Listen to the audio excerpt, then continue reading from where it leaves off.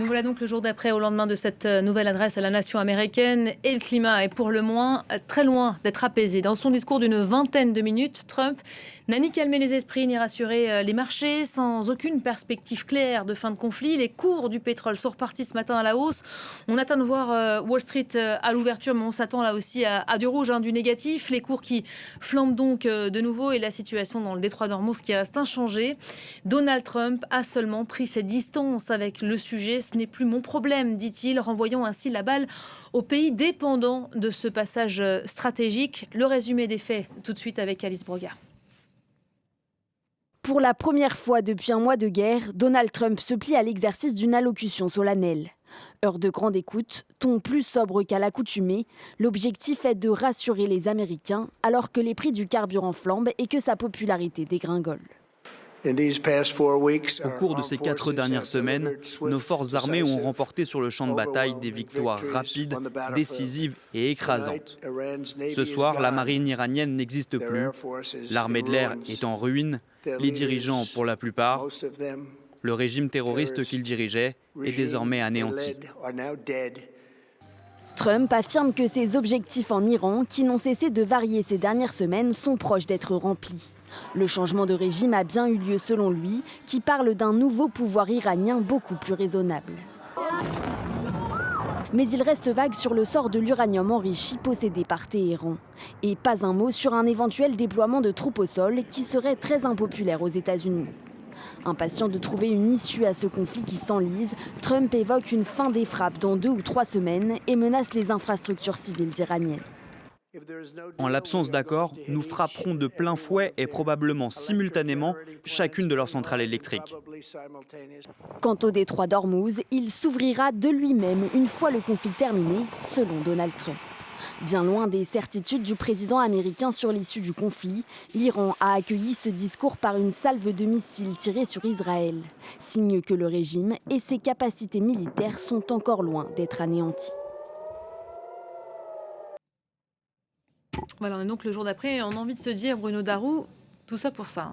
Et oui, c'est un peu la première réaction qui vient à l'esprit, parce que quand on suit, comme nous notamment, jour après jour, les différentes déclarations de Donald Trump, ses très nombreux tweets sur son réseau social, franchement, on peut dire que les 20 minutes d'adresse à la nation de Donald Trump hier soir ne nous ont pas appris grand-chose. Alors globalement, et ça non plus, ça n'étonnera personne, Donald Trump est très content de lui-même, très content de ce que fait son armée. Donc il a répété que la marine iranienne, qui n'a jamais été une grande marine, l'armée de l'air, enfin tout ça est anéanti.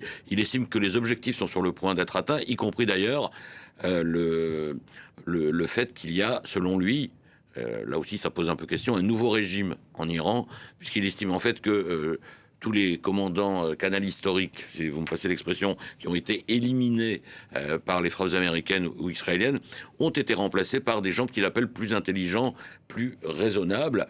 Ce qui, quand on écoute les experts de l'Iran, laisse un peu pantois, parce que la lecture, c'est plutôt celle d'une radicalisation du régime et du fait que les religieux ont moins de pouvoir, les figures politiques civiles aussi, et que ce sont les militaires, en quelque sorte, les gardiens de la révolution, qui ont encore plus pris le pouvoir dans cette séquence où le régime n'a pas changé.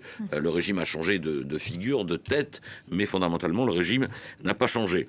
Alors, à noter quand même qu'il n'a pas dit un mot du fameux déploiement de troupes terrestres sur lesquels on ergote depuis une bonne dizaine de jours.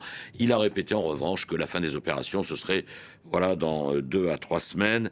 Et il menace, on rappelle aussi, il n'en a pas parlé, mais que normalement il y a un ultimatum américain qui a été repoussé à plusieurs fois sur l'Iran, qui doit arriver à échéance le 6 avril, et que si l'Iran ne rouvre pas les détroit d'Ormuz le 6 avril, eh bien il s'en prendra aux infrastructures civiles de l'Iran, énergétiques notamment, et en particulier les centrales électriques. Il n'en parle plus trop, il dit, vous savez, maintenant à la fin des combats, le détroit d'Ormuz s'ouvrira de lui-même.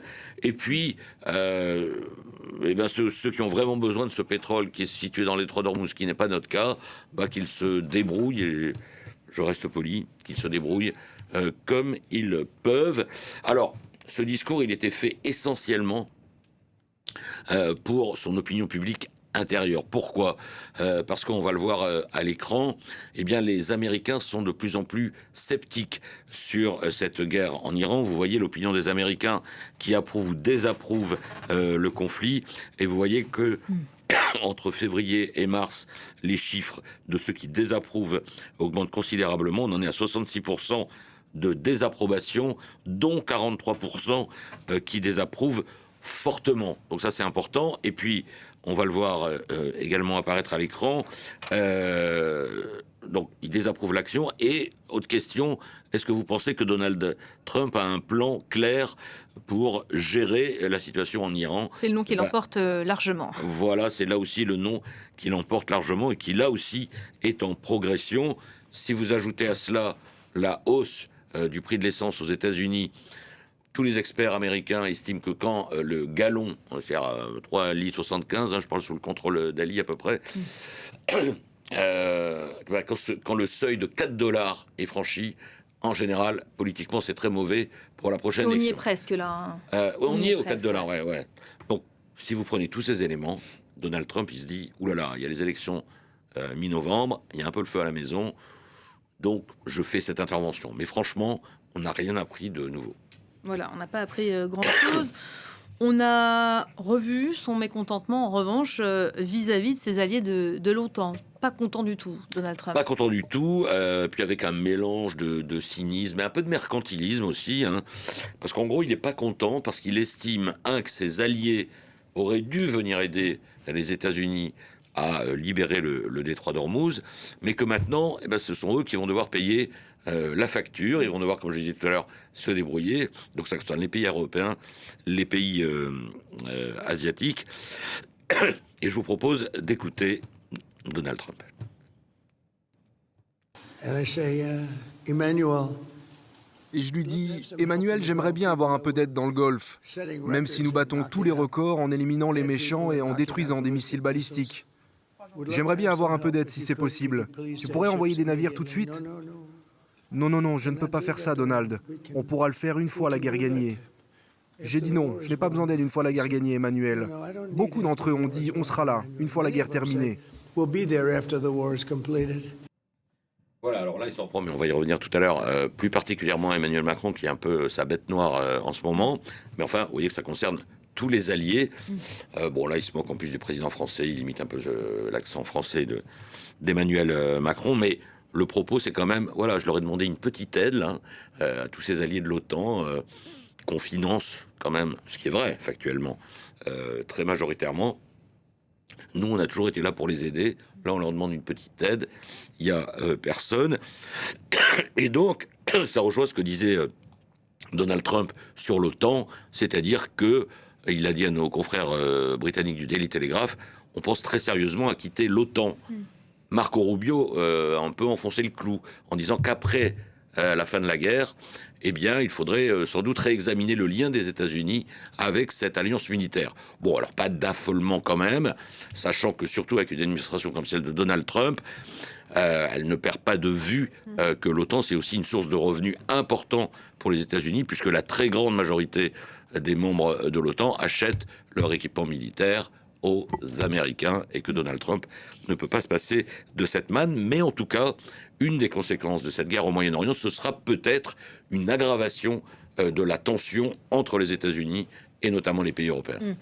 Il y en a un qui est à Séoul en ce moment, c'est Emmanuel Macron. Vous allez nous en parler, Ali, dans un instant. Il a réagi tout à l'heure à propos de Trump et l'OTAN. Il a dit on ne peut pas dire tout et son contraire d'un jour sur l'autre. Emmanuel Macron qui est particulièrement dans le viseur du président américain. Oui, Emmanuel Macron, il énerve beaucoup le président américain, parce que il dit aussi, parmi les leaders européens, asiatiques, il dit aussi, parce qu'il peut le faire, tout haut ce que beaucoup pensent tout bas, et le fait qu'il le dise tout haut, ça exaspère Trump, parce que Trump, ses alliés, ce sont avant tout des vassaux qui sont là pour payer, je le disais, et pour dire oui à tout ce que fait l'Amérique. Donc du coup, il s'en est pris.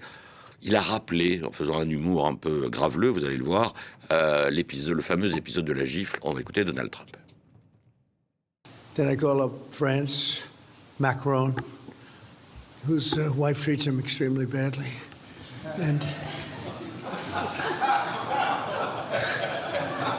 he's still recovering from the right to the jaw.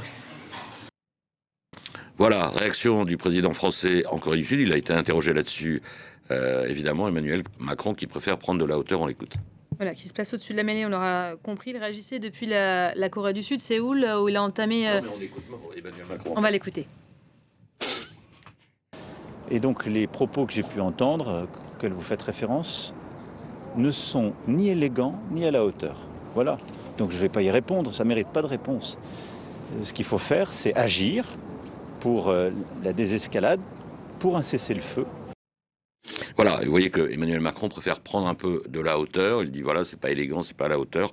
Mais du coup, il revient sur le fond et il est quand même assez critique du président américain qu'il accuse de vider l'OTAN de sa substance. Il dit il n'y a pas non plus de vraie stratégie pour terminer le conflit et une opération pour libérer le détroit d'Ormuz serait irréaliste. Vous voyez que l'ambiance n'est pas au beau fixe entre les deux dirigeants. Non.